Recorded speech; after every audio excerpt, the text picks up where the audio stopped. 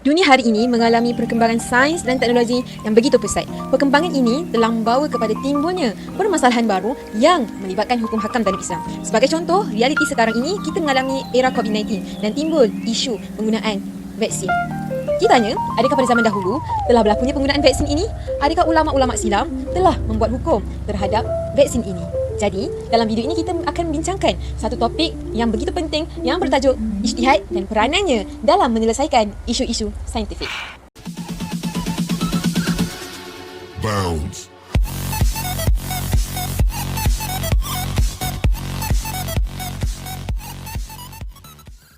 Assalamualaikum warahmatullahi wabarakatuh dan salam sejahtera. Saya Nur Amy Ashikin binti Nama Zalan. Dalam video ini saya akan menerangkan satu topik yang bertajuk ijtihad dan peranannya dalam menyelesaikan isu-isu saintifik. Persoalan pertama, mari kita sentuh, apakah itu ijtihad? Pernahkah dengar apa itu ijtihad?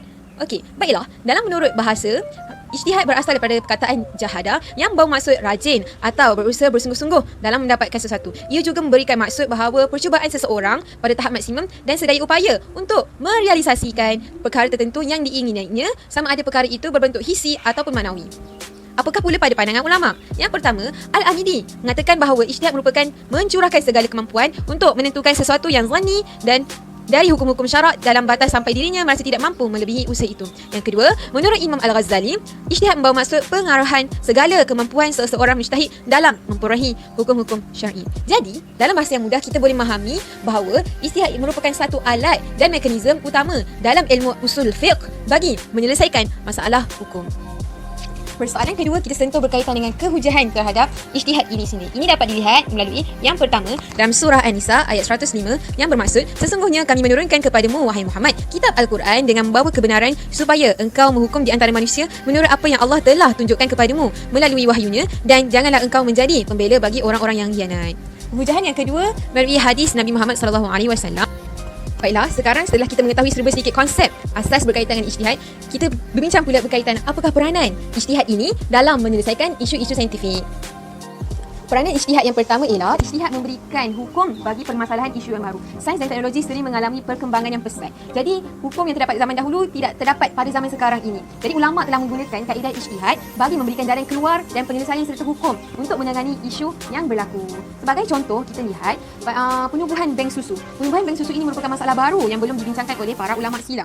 Terdapat pandangan beza mengenai perkara ini. Satu pandangan menyatakan bahawa ia adalah haram dan satu pandangan lagi mengatakan bahawa harus ditubuhkan bank susu ibu.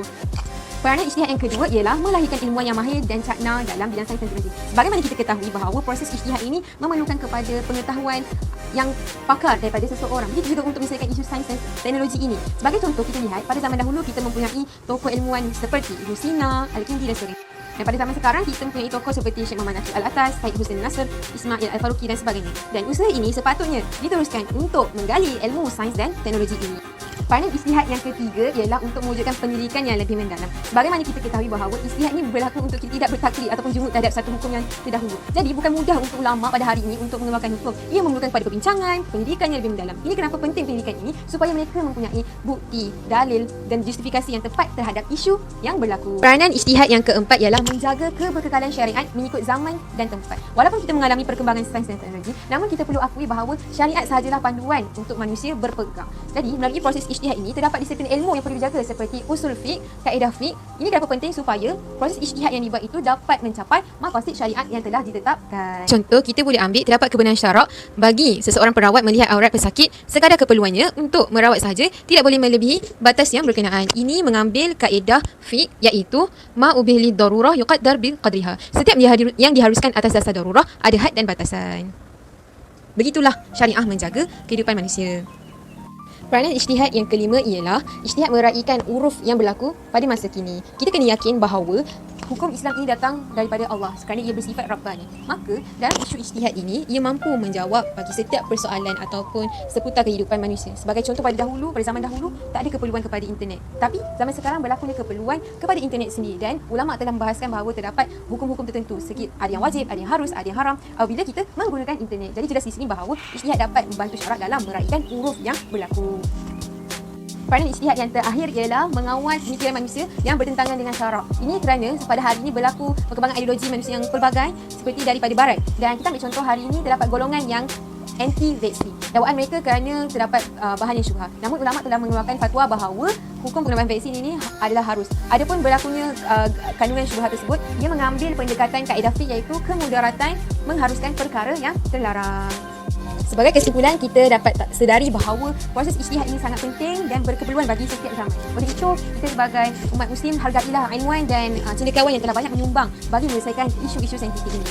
Sekian, terima kasih. Assalamualaikum warahmatullahi wabarakatuh.